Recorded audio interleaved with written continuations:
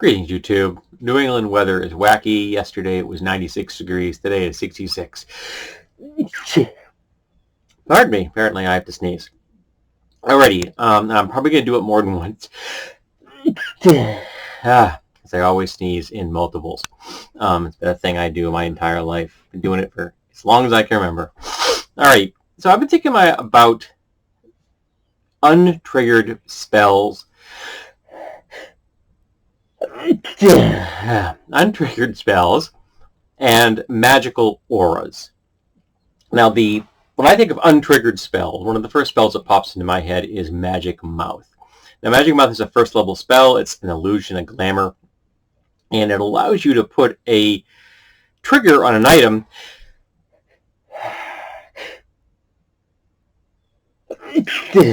Sorry.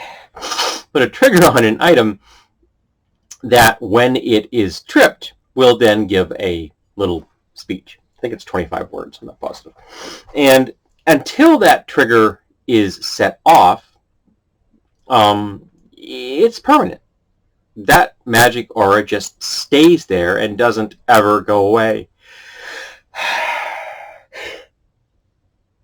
I apologize. I had my eyes dilated today. I think the light is too bright. I'm one of those 25% of the population that sneezes in bright light. All right.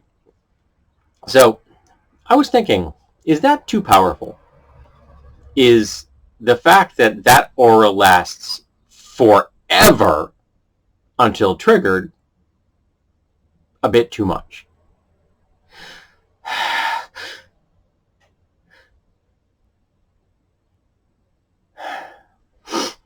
Not the spell lasting that long, but the aura of the spell until it's triggered.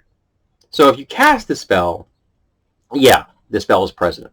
But should it fade over time and kind of go into the background the way a computer will go into sleep mode if you leave it on? You walk away, I spend 4 hours someplace, I come back in here, I sit back down, I got to log back into my computer. Why? It's gone into sleep mode. It's not off. It just got into sleep mode. Why shouldn't spells do that? Because an aura that lasts forever can be exploited. Now, why did I bring up Magic Mouth? I brought up Magic Mouth because we used to exploit that burst back in first edition. What we would do is we would cast it on an item, usually a ring, that would then radiate magic. And detecting magic is easy. Identifying a spell is hard. It's more difficult. You need a specialized training. At the time, at first edition, you needed to identify a spell. With that identify spell, all you could do is tell something was magic. And so lots of folks might have the ability to tell something's magic, particularly if they're dealing in items, but they're not necessarily going to be able to tell what kind of magic or kind of powers the item has. So that means you take a ring and you cast Magic Mouth on it, and you set the trigger to when a green elephant being ridden by a purple goblin is within 60 feet of you, say, "You've been had," repeatedly.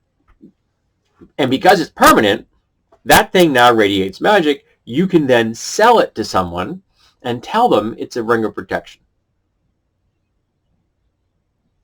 You just made some money. And if the person doesn't have the ability to identify, you're long gone before they know better. Now, I can see it being said that the more powerful a spell is, the longer the glamour would, the background radiation would exist until it goes into sleep mode.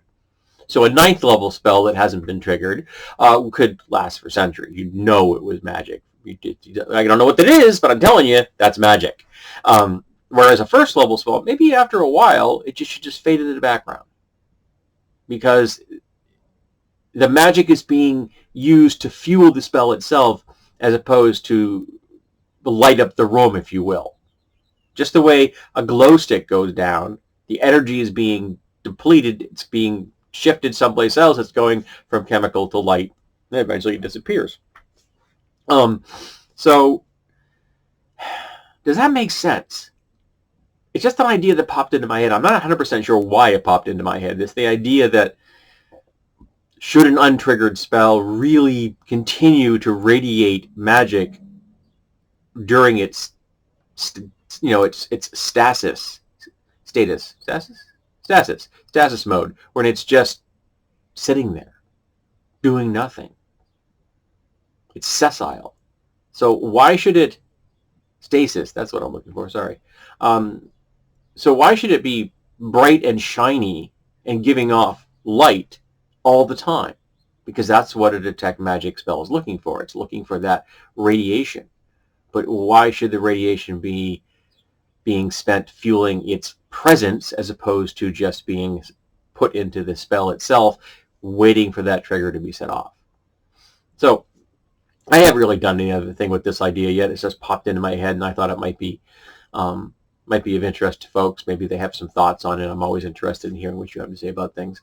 So let's talk about the background radiation from spells, and should they go into a sleep mode? Does that make sense to anybody else? Because it kind of makes sense to me. So let's chat about lingering spells.